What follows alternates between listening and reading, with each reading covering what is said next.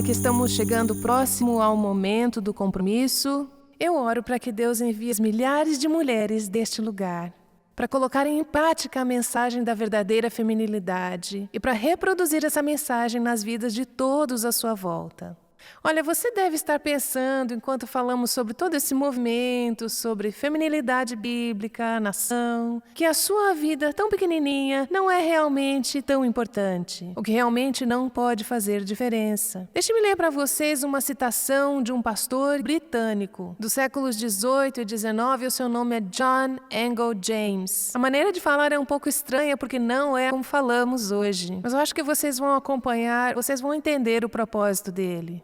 Ele disse: cada mulher, rica ou pobre, casada ou solteira, tem um círculo de influência.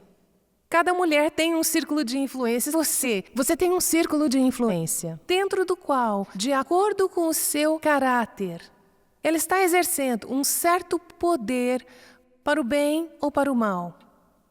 Cada mulher, por sua virtude ou seu vício, por insensatez ou por sabedoria, por leviandade ou por dignidade, acrescenta alguma coisa à nossa elevação pública ou nossa degradação. Cada uma de nós está acrescentando alguma coisa à situação deste país. Estamos ajudando a torná-lo um lugar melhor ou pior, não há neutro. E tem a ver com o nosso caráter e a maneira como ele é visto em nosso círculo de influência. E ele continua dizendo que uma comunidade não pode ser derrubada onde uma mulher cumpre sua missão. Pois pelo poder do seu nobre coração sobre os corações dos outros, ela a levantará das ruínas e a restaurará até a prosperidade e a alegria. Essa é a influência que cada uma de nós tem como mulher. Abram suas Bíblias, por favor, no livro de Juízes, no Velho Testamento, Josué, Juízes, capítulo 4, Juízes, capítulo 4. E nós vamos olhar um relato, nos próximos momentos, acredito que Deus vai usar para motivar os seus corações acerca de como Ele quer usar nossas vidas. Essa história acontece por volta de 1200 a.C. É a história de uma mulher que cumpriu sua missão. E Deus usou o coração nobre dessa mulher para tirar a sua comunidade das ruínas e restaurá-la novamente à prosperidade e à alegria. É a história de Débora, que é a imagem de uma mulher verdadeira. Uma mulher que exerceu forte influência divina de uma forma que era distintamente feminina. E de uma forma que encorajava os homens à sua volta a serem mais santificados e exercer uma liderança maior. Débora não era uma mulher frágil ou fraca. Eu acho que temos essa imagem de que se você for uma mulher verdadeira de Deus, você vai ser apenas aquela mulher fraca. Ela era uma mulher que era valente. Ela era corajosa, mas era ao mesmo tempo humilde e feminina. Esse é um equilíbrio que somente o Espírito de Deus pode tornar realidade em nossas vidas. E esse era o caso de Débora. No capítulo 4, nós temos a história, o relato, a narrativa de como Débora foi um instrumento para livrar Israel da opressão do poderoso regime de Canaã. Então, no capítulo 5, temos uma repetição poética da história, num hino de vitória. Uma canção de livramento que provavelmente foi escrita por Débora. Vamos focar mais tempo no capítulo 4, mas de vez em quando eu vou voltar ao capítulo 5, porque alguns detalhes que encontramos no capítulo 5, no hino, na repetição da história, que não encontramos no capítulo 4. Então, capítulo 4, versículos 1 até o 3, mostram o cenário deste relato e descreve um ciclo que é repetido pelo menos 7 vezes no livro de Juízes. E esse ciclo pode ser resumido em 4 palavras, e para que você se lembre delas, 3 delas começam com a letra D. Você pode traçar esse ciclo não apenas ao longo de Juízes, mas provavelmente em sua própria vida. Primeiro, a desobediência. O povo de Deus o desobedece. E depois a disciplina. Deus traz disciplina para as vidas dos seus filhos. Então, sob a mão disciplinadora de Deus, o seu povo é trazido para um lugar de desespero. E naquele lugar de desespero, eles clamam ao Senhor e Ele envia livramento. Vamos olhar para aquelas 4 palavras de novo, eu quero que repitam comigo. Primeiro, a desobediência. Então Deus manda disciplina e o povo clama em desespero. E então Deus manda livramento. Veja a desobediência no capítulo 4, verso 1, o começo desse ciclo. Os filhos de Israel tornaram a fazer o que era mal perante o Senhor depois de falecer Eude. Eude era um dos juízes de Israel naquela época. O povo de Israel novamente, esse era um padrão na vida deles. E não eram os pagãos que estavam agindo dessa maneira, embora eles fizessem isso também. Era o povo da aliança escolhido por Deus, que estava fazendo o mal perante os olhos do Senhor. Nossa tendência é focar nos pecados dos incrédulos, em todas as maldades que eles estão fazendo em nossa cultura. Mas Deus está preocupado com a pureza, a santificação do seu povo. Mas o que o povo de Deus fazia que era tão mal?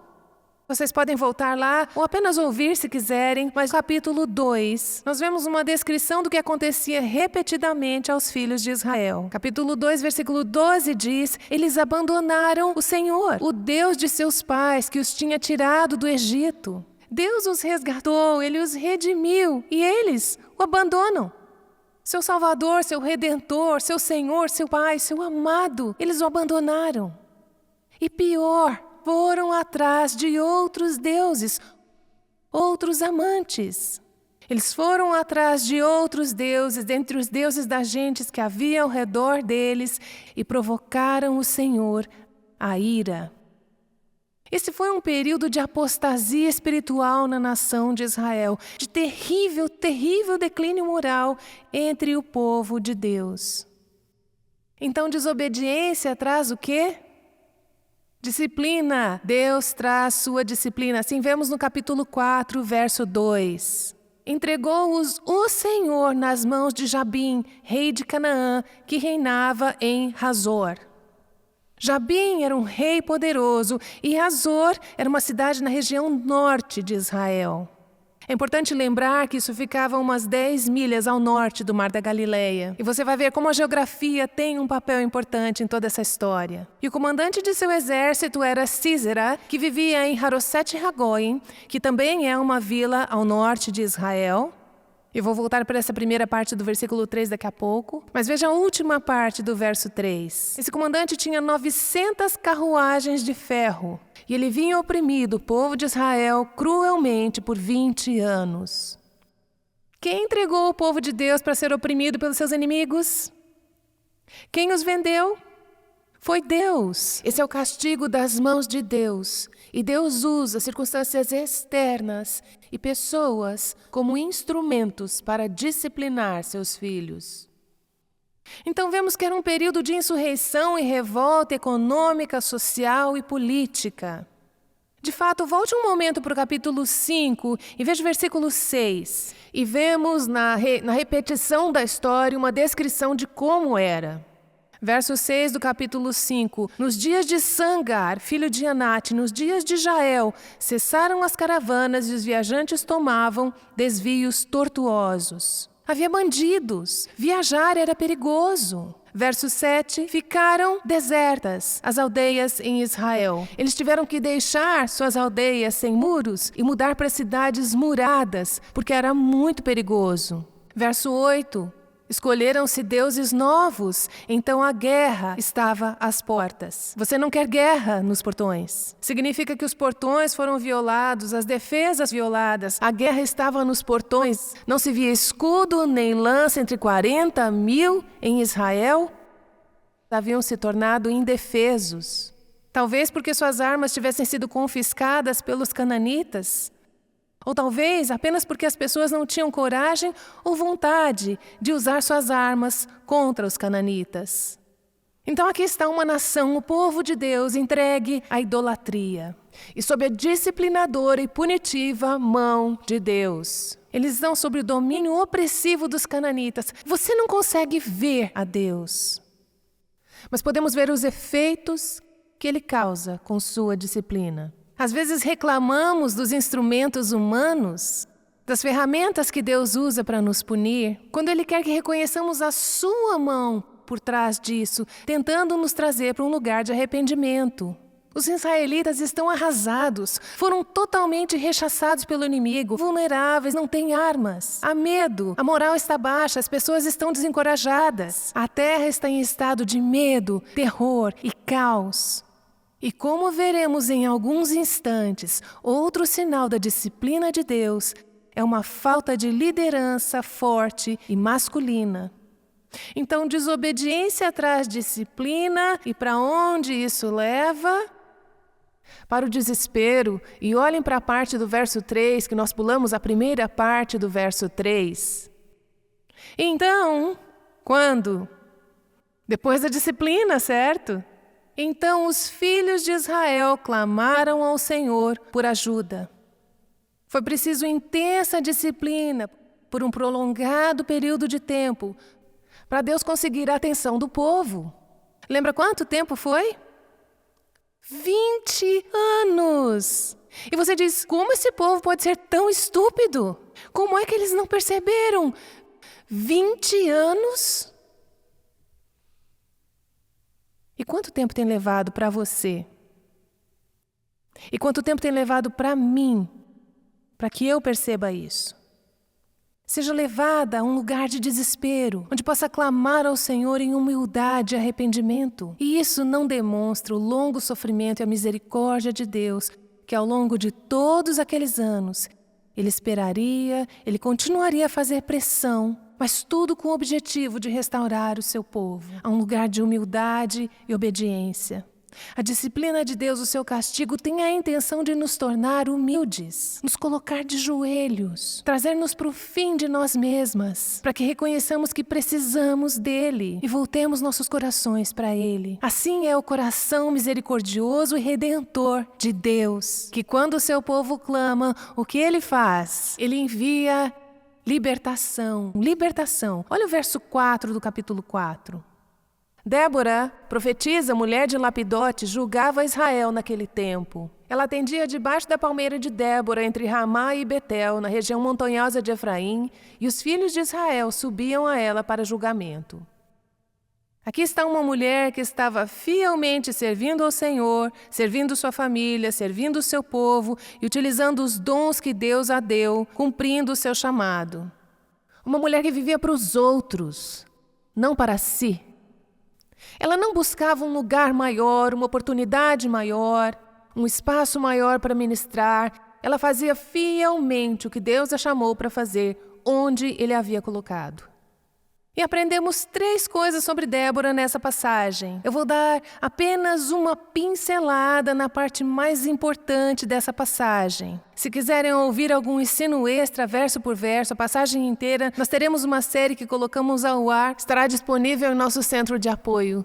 Mas eu quero apenas capturar a essência e o coração dessa passagem. Primeiro vemos que ela era uma profetisa. E sem entrar em detalhes sobre o papel das profetisas no Antigo Testamento versus as do Novo Testamento, sabemos que ela tinha um ministério de ensino, de advertência e encorajamento baseados na palavra de Deus. E então nós vemos que ela era uma esposa. Não acho que seja insignificante que as Escrituras apontem que ela era uma esposa. Esse era o seu relacionamento humano mais importante. E ela era capaz de servir ao Senhor sem negligenciar o cuidado da casa. Depois, ela era uma juíza.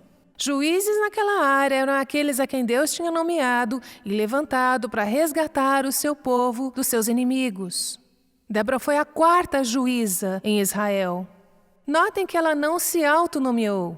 Isso não foi um desejo de infância que ela disse, quando crescer eu quero ser juíza. Ela não chamou a si mesma para isso. Deus a levantou para um tempo como este. E as pessoas a procuravam para acertar as diferenças, para dar conselhos e sabedoria, porque ali estava uma mulher que conhecia Deus e conhecia sua palavra, e ela sabia como ouvir a sua voz. Débora vivia naqueles pequenos vilarejos que nós mencionamos, seja ou não familiar a vocês, mas ajuda a história. Enquanto a história se desenrola, ela vivia na parte sul de Israel, perto de Jerusalém, bem longe das fortalezas cananitas, na parte norte do país.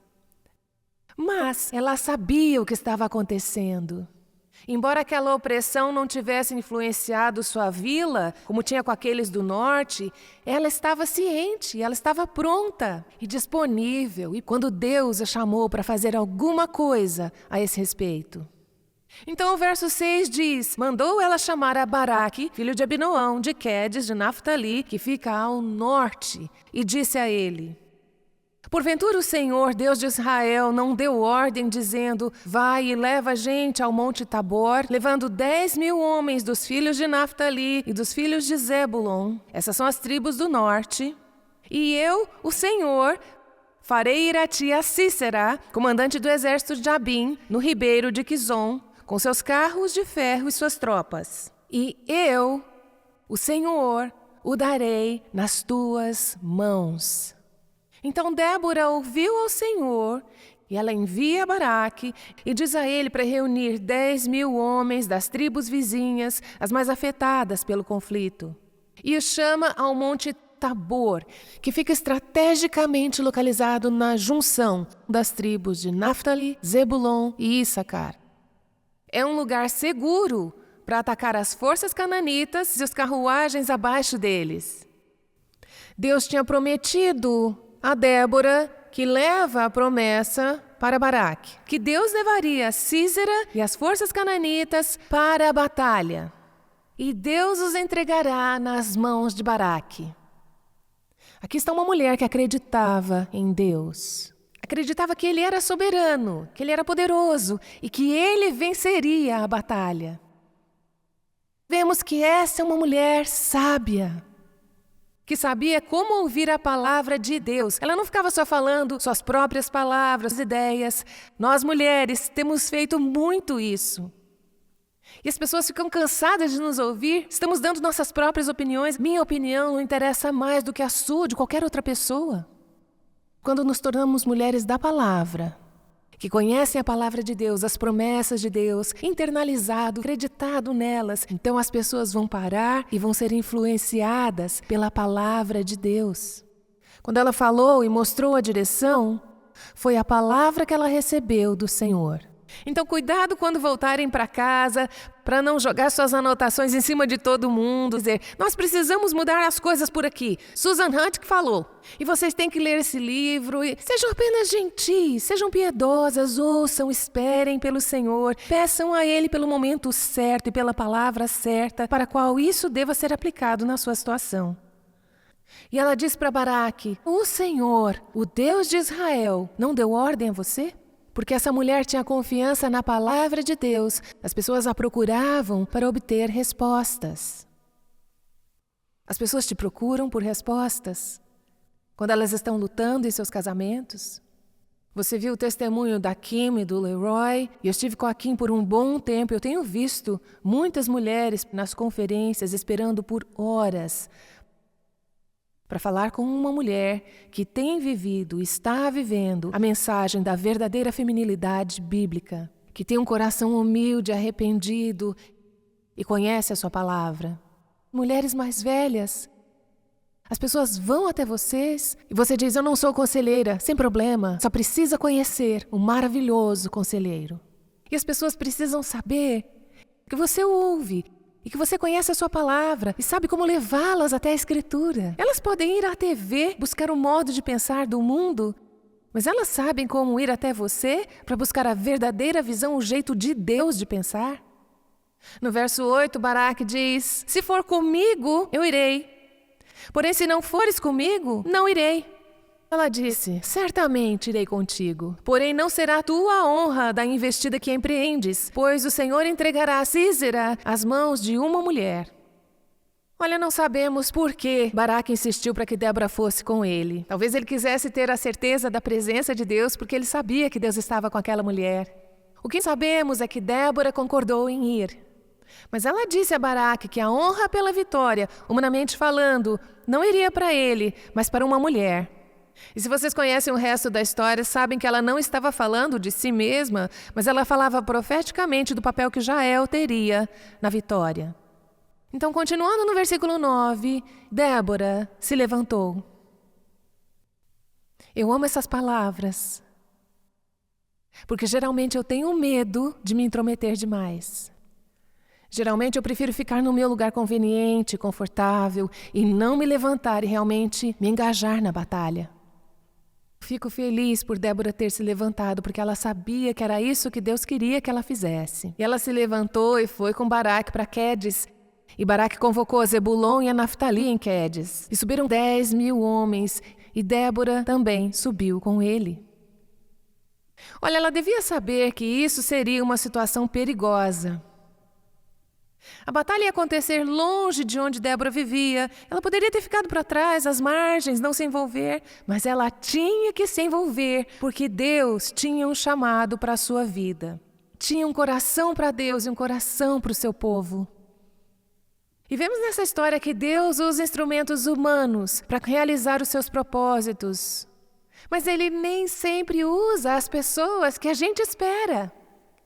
Nesse caso, Deus escolheu e usou meios poucos convencionais para derrotar o inimigo e libertar o seu povo. Ele usou 2 mulheres com seu plano de batalha, Jael e Débora. Não é como teríamos escrito o roteiro e certamente não é como teria sido escrito naquela época. Então ele usou, como estamos vendo aqui, infantaria, 10.000 homens a pé. O que tem de especial nisso? Lembram como os cananitas estavam viajando? 900 carruagens de ferro. Essas eram armas de destruição em massa. Esses eram veículos de guerra pesados. E aquelas carruagens oprimiram os cananitas por 20 anos. E você vai mandar infantaria para essa batalha? Por que Deus faz coisas assim? Para Ele ficar com toda a glória? Para que a glória não fique nas mãos humanas? Ah, sim, alguns grandes generais nos lideraram na batalha. De jeito nenhum. Ao lermos essa história, somos lembradas: Deus é o conquistador. Deus quem consegue a vitória. Ele escolhe e usa os vasos quebrados que querem ser usados. O padrão normal de Deus, conforme observamos nas Escrituras, é que homens são chamados e levantados para serem os principais líderes, protetores e provedores do povo de Deus. E nós não vamos tomar mais tempo olhando todas as passagens das Escrituras que ilustram isso. Agora vocês não vão tuitar isso aí, por favor, porque vocês podem me colocar em problema. Mas a norma de Deus é que, no geral, a liderança, a proteção e a provisão para o seu povo vem de homens. Contudo, no período de Juízes, havia um vazio de liderança masculina. Estavam com medo, eram passivos, eram inativos. E eu vejo em Débora o modelo de uma mulher que sabia da sua natureza feminina e do seu chamado e era usada por Deus para ajudar a promover mais lideranças masculinas no meio do seu povo. Como é que você sabe disso? Você está inventando? Na verdade, Débora se tornou um ícone para aqueles que se agarram a mais uma teologia igualitária de papéis masculinos. E eu gostaria de resgatar a Débora e mostrar para vocês como ela ilustra um ponto de vista complementar de masculinidade e feminilidade. Não há evidências de que ela se colocou naquele lugar ou que ela aspirava a liderar a nação. Seu coração era para servir. E se você for até o capítulo 5, versículo 7, você verá a percepção que Débora tinha de si mesma, a percepção do seu papel, seu coração. Versículo 7 do capítulo 5. Ficaram desertas as aldeias em Israel. Elas repousaram, descrevendo o período de caos, até que eu me levantei. Eu, Débora, me levantei como o quê? Uma mãe em Israel. Ela poderia ter dito qualquer outra coisa. Eu me levantei como profetisa. Eu me levantei como juíza. Me levantei como guerreira. Me levantei como estrategista. Me levantei para assumir o comando, porque nenhum homem naquela nação tinha coragem para fazer nada sobre o que estava acontecendo. Nada disso. Como é que ela se via? Uma mãe. Uma mãe. Uma mãe. Uma referência ao instinto protetor materno. Foi isso que lhe deu coragem para enfrentar a batalha. Um coração de mãe. Você não precisa ter filhos biológicos para ter um coração de mãe. Deus tem colocado em mim, como uma mulher solteira, sem filhos biológicos, um coração de mãe para o povo de Deus. E Deus pode colocar isso em você também. Isso era o que a motivava. Ela não era levada por um desejo de poder, de controle, de posição, de reconhecimento. Ela era motivada como uma mãe em Israel. Pastor John Piper tem um recurso maravilhoso sobre masculinidade e feminilidade bíblica, eu acho que no nosso centro de apoio, que se chama Qual é a Diferença? Uma das coisas mais úteis que eu já li sobre as diferenças biblicamente entre homens e mulheres. Mas deixe-me ler uma citação onde ele fala sobre o que significa ser uma mulher verdadeira. No coração da feminilidade madura, existe uma disposição libertadora ou uma inclinação. É uma disposição libertadora. Não é para nos colocar na prisão, amigas. Uma inclinação para receber e nutrir-se de força e liderança de homens dignos em caminhos apropriados para os diferentes relacionamentos de uma mulher. Feminilidade madura, aquela disposição, inclinação para afirmar, receber e nutrir força e liderança de homens dignos, de formas apropriadas em nossos diferentes relacionamentos. É diferente com o marido do que com um colega de trabalho, com o irmão, há maneiras diferentes que são apropriadas, mas ele diz que essa é uma inclinação libertadora para nós, mulheres. E Débora ilustra isso tão lindamente. Ela agia de maneira a afirmar e levantar a liderança masculina. Ela não mandava em Baraque, dizendo a ele o que fazer. Ela só entregou a mensagem do Senhor. Versículo 6 do capítulo 4. Porventura o Senhor de Israel não te deu ordem. Ela nutria a liderança de Baraque, sem querer parecer que era isso que ela estava tentando fazer. Vamos ajudar os homens a serem mais homens, né? Nada dessa atitude. Eu amo essa mulher, sem picuinhas. Ela deu uma oportunidade a Baraque para que ele preenchesse o seu chamado por Deus como líder, um protetor, um defensor. Nós a vemos num papel responsivo, ajudador. Ela está disposta a acompanhar o Baraque na batalha, pela iniciativa dele e pelo seu apelo. Essa não é uma mulher que está tomando as rédeas. Capítulo 4, verso 9. Certamente irei contigo. Iniciativa dele. Nós vemos que essa mulher estava encantada em ver homens se levantando e tomando a liderança. Assim como os nossos corações ficam encorajados e agradecidos quando vemos Deus levantando homens santificados para orar, para pregar, para liderar. Nós queremos ser grata por isso, isso nos encanta, nos encoraja. Olha o capítulo 5, verso 2, no hino de Débora. Desde que os chefes se puseram à frente de Israel e o povo se ofereceu voluntariamente. Glória a Deus! Ela estava grata por isso. Verso 9, capítulo 5. Meu coração se inclina para os comandantes de Israel, que voluntariamente se ofereceram entre o povo. Ela afirma a liderança masculina. Então vemos em Débora uma mulher de fé e uma mulher de coragem. E o legado de sua vida é que, através do seu encorajamento e influência, os homens da sua época tornaram-se homens. Assumiram de fato a liderança, aceitaram a responsabilidade de enfrentar o mal e defender suas esposas e filhos. Não é o poder do controle, mas é o poder da influência que temos como mulheres. Vejo nessa mulher um coração humilde. Humildade é como a graça e o orgulho sendo a sua antítese, a raiz principal de todos os pecados. Veja um coração humilde aqui, não estava querendo crédito ou ser a heroína da história.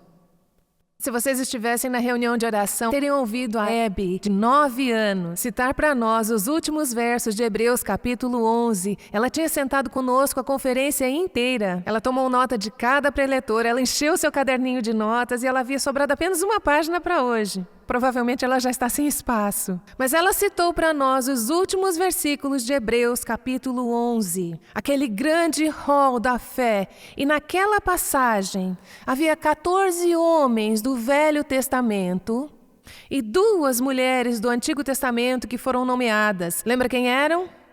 Sara e Raabe. Não tem Débora naquela lista. Ela não é citada. Mas ouçam isso, verso 32 de Hebreus 11. Certamente me faltará o tempo necessário para falar de Gideão. Faz sentido. Baraque. Sansão, Jafté, Davi, Samuel e os profetas, por meio da fé, conquistaram reinos e praticaram a justiça. Como é possível que Baraque foi parar nessa lista e Débora não?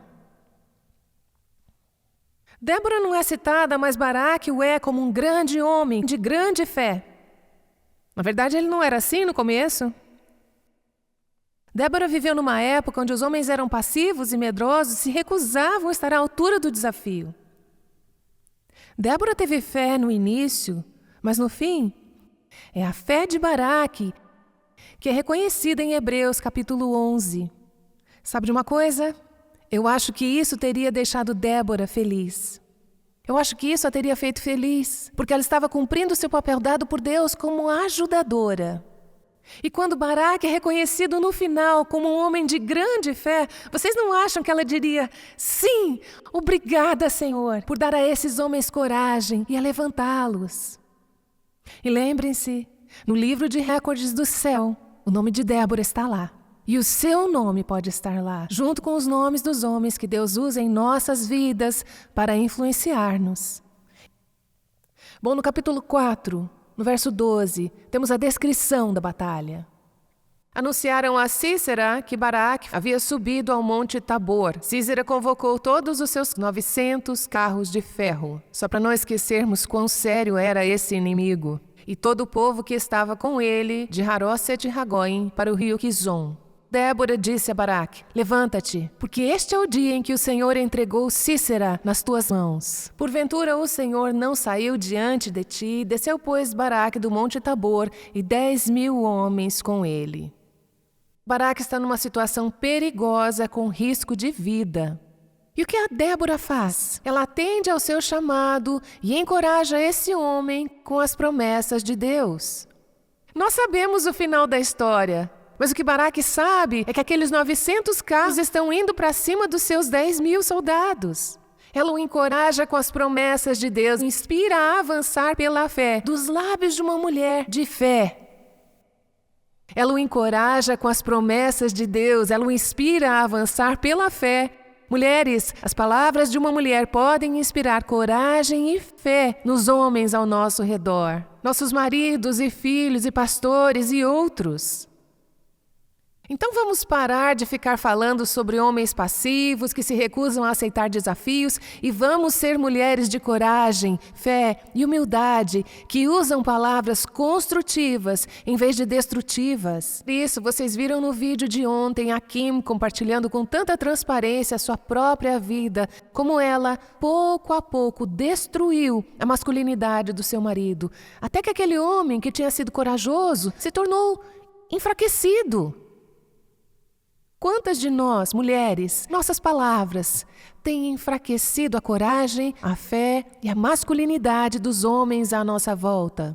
Vamos colocar um fim nisso e começar a falar palavras de coragem e fé? Meu marido não é um guerreiro.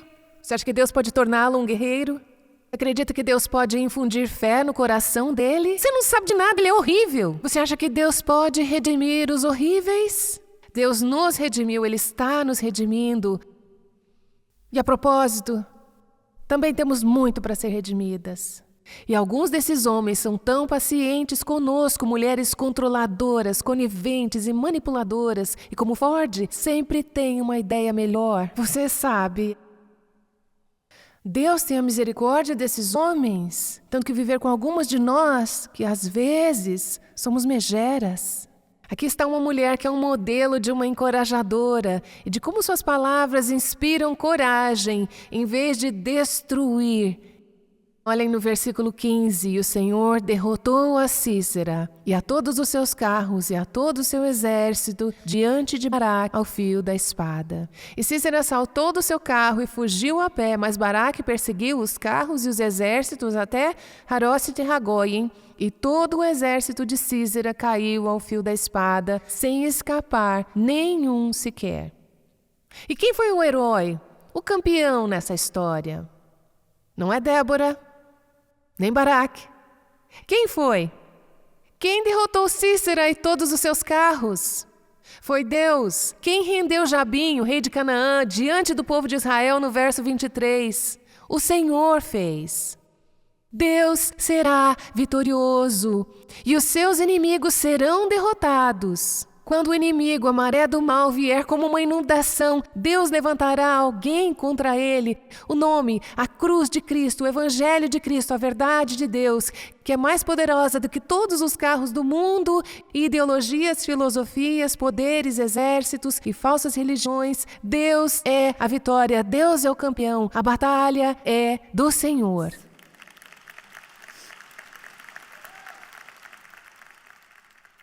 Vemos uma coisa linda nessa passagem, a vemos na vida. Como Deus usou meios humanos na batalha, Ele usou Baraque, aqueles soldados lutaram bravamente, mas Deus também enviou intervenção divina, sobrenatural, para vencer a batalha. Olha o capítulo 5, verso 20, eu amo esses versículos e provavelmente nunca parou para pensar sobre eles antes. Capítulo 5, verso 20. Dos céus pelejaram as estrelas. Desde os céus pelejaram contra Sísera. O ribeiro Quizon os arrastou. Quizon, o ribeiro das batalhas. O que significa isso? Olha, parece, conforme lemos essa passagem, que Deus enviou no meio dessa batalha uma tempestade violenta. Relâmpagos, uma chuva torrencial com granizo, com neve. E o rio Quizon, que é normalmente apenas um pequeno minúsculo córrego, inundou. E o que aconteceu com as carruagens dos cananeus, que todos acharam que seriam a sua força? As rodas ficaram atoladas na lama, nas águas inundadas, e o inimigo foi atirado ao pânico, em confusão. E os homens nas carruagens começaram a fugir a pé, para escapar da ira do Deus Jeová e do seu exército. Agora, o mais incrível é que Baal, o deus cananita, era o deus das tempestades, assim eles pensavam. E naquele momento, Deus, Jeová, demonstrou seu supremo poder sobre as tempestades e sobre Baal e sobre todos os falsos deuses. Mulheres, não há limite para os recursos de Deus e o seu poder. Coloque a si mesma, fraca como você é, à sua disposição, e Ele moverá céus e terras, se necessário, para defender você e glorificar a si mesmo. Não subestime o poder, a grandeza e a graça de Deus.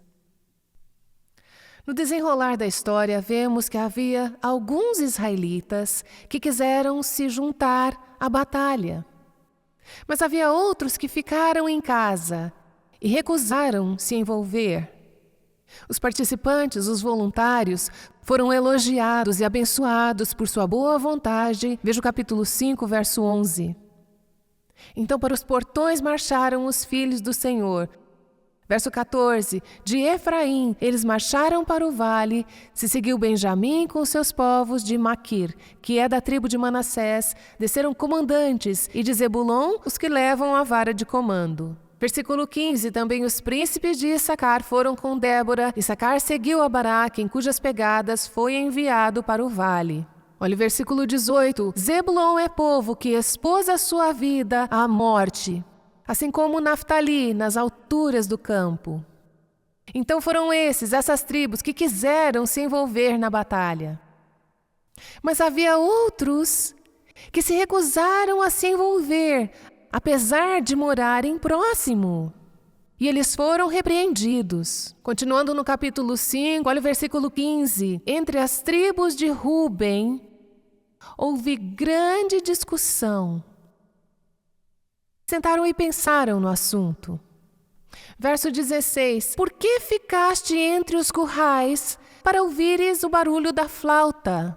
Entre as facções de Ruben houve grande discussão. Eles pensaram sobre o assunto, mas eles não fizeram nada. Optaram por sentar e deixar os seus irmãos irem por o perigo da batalha e lutar. Verso 17, Gileade, da tribo de Gade, ficou além do Jordão. E Dan, por que se deteve junto aos seus navios? Asser se assentou nas costas do mar e repousou nas baías. Olha o verso 23, ainda no capítulo 5, amaldiçoai Meroz, que muitos comentaristas acham que é uma cidade em Naftali que ficava perto do local da batalha. Maldito seja Meroz, diz o anjo do Senhor. Malditos sejam os seus moradores, porque não vieram em socorro do Senhor e seus heróis. Em seu comentário, Philip Brooks diz: Meroz se coloca como o algoz, porque ele quer ver outras pessoas lutarem as batalhas, enquanto ele só chega e pega os despojos. O comentarista Matthew Henry disse: muitos são impedidos de fazer seus deveres pelo medo dos problemas, o amor ao fácil e uma afeição desordenada aos seus negócios mundanos. Isso tem sido um desafio para mim, porque Deus tem me chamado para a batalha. Às vezes eu tenho sentido muito medo, querendo muito ficar para trás, longe dos problemas. E tenho sido lembrada que é o medo dos problemas, o amor ao fácil, uma afeição desordenada da vida mundana que pode me manter fora da batalha. Deus não precisava dessas tribos para trazer a vitória. Fez sem a ajuda deles, que tinha estrelas, raios e tempestade, tudo isso à sua disposição. Mas aquelas pessoas perderam a oportunidade de se alinhar com Deus. Eles inventaram desculpas para não se envolver. E eles foram desonrados porque escolheram ficar fora da batalha. Deus não precisa de nós. Ele não precisa de você, não precisa de mim. Os propósitos do seu reino serão cumpridos neste mundo, com ou sem você e eu. Mas Ele dá a cada uma de nós uma oportunidade incrível para a nossa geração de juntar-nos a Ele no que Ele tem feito neste mundo. Na batalha entre o bem e o mal, uma oportunidade de se juntar a Ele e ao seu povo, para arriscar nossa segurança e talvez nossas vidas e nos envolvermos. Você vai ser daquelas que se junta à batalha? Ou vai ficar sentadinha, fazendo o que é seguro?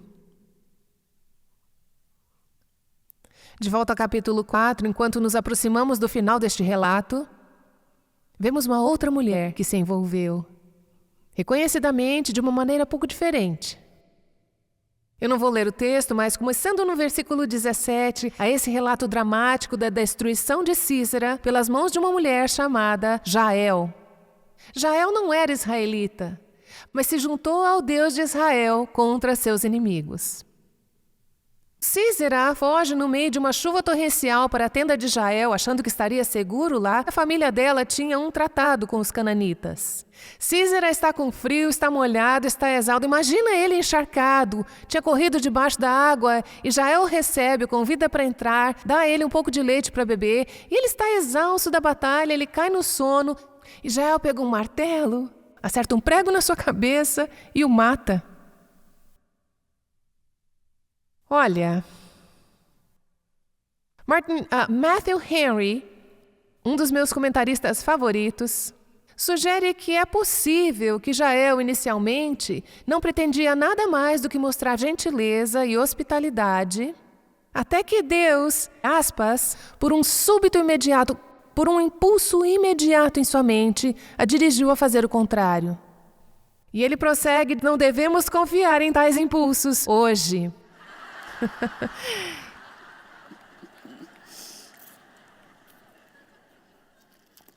Olha, isso é macabro. Se você não tinha ouvido essa história antes, você pode pensar: poxa vida, que modelo de papel é esse? Mas tenha em mente que Sísera era um homem violento e impiedoso, que estava tentando destruir o povo de Deus. E de fato nós lemos no capítulo 5 que a sua própria mãe,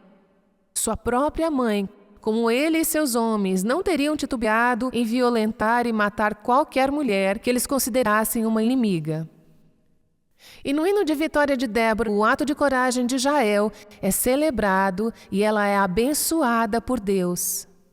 Eu amo o que Charles Spurgeon, aquele grande príncipe dos pregadores, tinha a dizer a respeito de Deus usando Jael.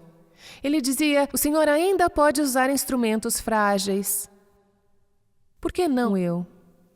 Ele pode usar pessoas que não são normalmente chamadas para grandes eventos públicos. Por que não você? A mulher que abateu o inimigo de Israel não era uma amazona, mas uma mulher que estava em sua tenda. Ela não era uma oradora, mas uma mulher que ordenhava vacas e fazia manteiga. Possa o Senhor usar qualquer uma de nós para realizar seus propósitos. Assim o capítulo 4, verso 23 nos conta. Naquele dia, Deus subjugou Jabim, o rei de Canaã, diante do povo de Israel. Capítulo 5, verso 32 diz: E a terra ficou em paz por 40 anos. Posso só te lembrar da ordem? Primeiro a batalha, depois o descanso. O impacto da vida de Débora, sua coragem, fé, influência santa, não foi sentida apenas na sua geração, mas também na próxima. Isso me faz pensar que marca a sua vida terá nessa geração e naquelas que virão depois de nós. A batalha espiritual nos nossos dias não é menos intensa do que era nos dias de Débora. E o inimigo não é menos poderoso. Deus está castigando o seu povo pelos nossos pecados e nossa idolatria. Tantos crentes em nossas igrejas parecem ignorar o que está acontecendo. E há outros, muitas de vocês talvez reconheçam o que está acontecendo, mas nos sentimos tão desamparadas para fazer qualquer coisa. Eu recebi um e-mail de Chuck Colson não faz muito tempo. Eu realmente acredito nesse momento da história que a grande esperança é que o gigante adormecido em nosso meio, os crentes, serão despertados. Já aconteceu antes, ele disse, isso pode acontecer novamente se Deus assim escolher. E então ele diz, é o primeiro item pelo qual eu oro todas as manhãs. Nós começamos lendo aquela citação de John Angell James. Não é provável que uma comunidade caia onde uma mulher cumpra sua missão. Pois pelo poder do seu nobre coração sobre os corações dos outros, ela erguerá das ruínas e a restaurará para a prosperidade e a alegria. E eu estou orando para que Deus levante, em nossos dias, não apenas uma mulher, mas milhares e milhares de mulheres, por todo o país e ao redor do mundo. Mulheres que se levantarão, como Débora fez. Mulheres da palavra. Mulheres de convicção bíblica, coragem e visão. Mulheres de fé, mulheres humildes, mulheres que estão querendo dizer sim, Senhor. Mulheres cujas vidas inspirarão homens à sua volta a crerem em Deus, pelo que somente Deus pode fazer. Eu creio que a influência desse exército de mulheres santas será incalculável em nossas casas, nossas igrejas, comunidades, em nossa cultura e ao redor do mundo. Agora, eu só queria dizer que você precisa ouvir isso, porque estamos bem inspiradas neste momento. Mas dizer sim para se envolver nesse chamado não é para os fracos. Temos um inimigo incansável. Ele odeia a Deus. Ele não gosta da ideia de milhares de mulheres nesta sala dizendo sim para Cristo. E ao chegarmos ao final da Conferência Mulher Verdadeira 10 este ano, eu só queria dizer que conheço um pouco sobre a batalha e um pouco mais do que quando começamos. Desde que lançamos o movimento Mulher Verdadeira 8, em Schaumburg, muitas de vocês estavam conosco lá. Na minha própria vida, essa batalha tem se intensificado. Tem ficado muito mais difícil. Mais difícil. Há tempos, nesses últimos anos, faz exatamente 2 anos que nos encontramos em Schaumburg. Eu tenho me visto combatendo o medo, o extremo cansaço, dúvidas imensas, desânimo querendo me derrubar dia e noite. Tenho combatido minha própria carne. Eu não sei dizer a vocês quantas vezes eu quis fugir. Eu vou ser bem honesta com vocês, eu fiquei muito cansada de nadar contra a corrente. de ser um alvo. Não apenas do mundo, na verdade, nem tudo vem de lá, mas vem de dentro da igreja algumas vezes, de gente bem intencionada, talvez. E eu sempre me encontro querendo voltar para um lugar seguro, onde eu poderia ter uma vida mais normal. Mas eu também sei que Deus tem sua mão na minha vida. Há um chamado de Deus na minha vida. Não porque eu seja especial ou extraordinária, mas porque eu sou uma filha redimida de Deus. Minha vida não é minha. Eu fui comprada por um preço. E minha vida está agarrada em Cristo, o autor e o consumador da minha fé. E eu estou começando a entender que não há mais lugar seguro para estar do que no meio da batalha com Ele. Martinho Lutero disse assim: castelo forte é o nosso Deus, espada e bom escudo. Nosso ajudante, prevalecendo em meio aos males mortais, pois o nosso antigo inimigo ainda procura nos fadigar. Seu ofício e poderes são grandes e está armado com ódio cruel. Na terra é sem igual. Confiando em nossa própria força, estaríamos perdendo a luta. Não fosse o homem certo ao nosso lado, o homem escolhido por Deus. Não pergunte quem poderia ser. Cristo Jesus é Ele. Senhor dos Exércitos é o seu nome, o mesmo de geração em geração. E Ele deve vencer a batalha. E embora neste mundo repleto de demônios devam nos ameaçar, nós não temeremos, pois Deus tem dado sua verdade para triunfar em nós. O príncipe do mal, com seu plano infernal, já condenado está, vencido cairá por uma só palavra. Essa palavra, acima de todos os poderes, não graças a eles, permanece. O Espírito e os dons são nossos por aquele que conosco está. Se temos de perder família, prazer, e a morte enfim chegar, o corpo eles podem matar, mas a verdade de Deus permanece. Com Ele reinaremos. Muitos de vocês já leram ou ouviram a história de C.S. Lewis, Crônicas de Nárnia, a viagem do peregrino da alvorada. Lembra daquele momento quando Edmundo, Lucy e Caspian estão numa viagem de Nárnia em direção ao leste, o país de Aslan, lá longe, no fim do mundo? Num certo ponto, o navio deles, o peregrino da alvorada, ancora perto da terra. Os marinheiros estão cansados da longa jornada. E eles querem parar e passar o inverno onde eles estão, e depois voltar para o oeste, e retornar para casa, em Nárnia, na primavera. E lhes é dito que se ficarem onde estão, será dada uma festa digna de um rei, todas as noites. Isso faz com que eles relutem e se apressarem a voltar para leste, o país de Aslan. E então, Rip Chip, lembra do Rip Chip? Aquele rato valente, falante? Ele resolve falar e às vezes eu me sinto tão pequena quanto o Rip Chip. E ele mostra sua determinação de continuar indo de qualquer jeito. Lembram-se do que ele diz? Meus planos foram feitos. Enquanto puder, velejarei para leste no peregrino da alvorada. Se ele falhar, eu remarei em direção ao leste em meu bote. É um barquinho. E quando ele afundar, eu vou nadar para o leste com as minhas 4 patas. E quando eu não conseguir mais nadar, se eu ainda não tiver chegado ao país de Aslan, eu vou afundar com meu nariz voltado para onde nasce o sol. Amigas, Deus não prometeu que essa jornada seria fácil, mas Ele prometeu ir conosco.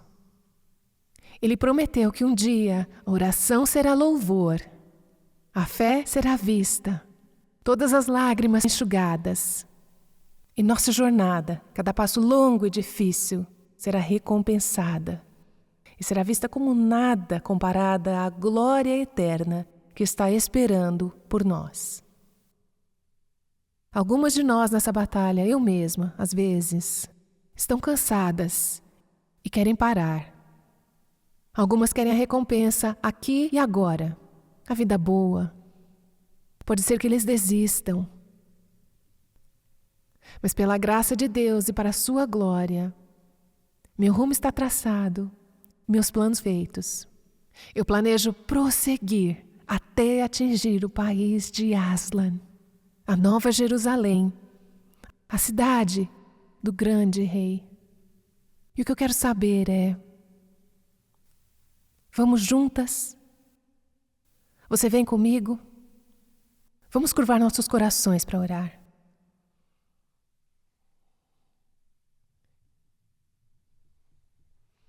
Eu sou fraca, mas Tu és forte, ó Deus. Sou pequena e Tu és grande. Sou pecadora e Tu és santo. Tenho medo às vezes, mas Tu és o Deus que nos dá fé. Fé não em mim mesma, na minha força ou nos meus próprios esforços, mas fé no grande exército do Deus Jeová, o Deus das tempestades, o Deus dos céus e da terra. Eu prostro meu coração diante de Ti. E eu oro, Senhor, o que eu acabei de dizer, que não sejam apenas palavras, mas faça que elas sejam ainda mais verdadeiras no meu coração hoje. Senhor, eu me junto em oração por essas mulheres e por mim mesma. Que Tu nos conceda tudo o que é necessário nesse momento para dizermos sim para Ti. Dizer não à nossa carne. A continuar na batalha, seguindo a Cristo, nosso líder exaltado. Senhor, eu oro que Tu faças algo nos próximos momentos para acender uma chama nos milhares de corações aqui nesta sala. Uma tocha a ser carregada deste lugar, de cidade após cidade, após cidade, após cidade, para as casas, para as igrejas e escritórios. Uma tocha, um fogo, uma luz que jamais será extinta.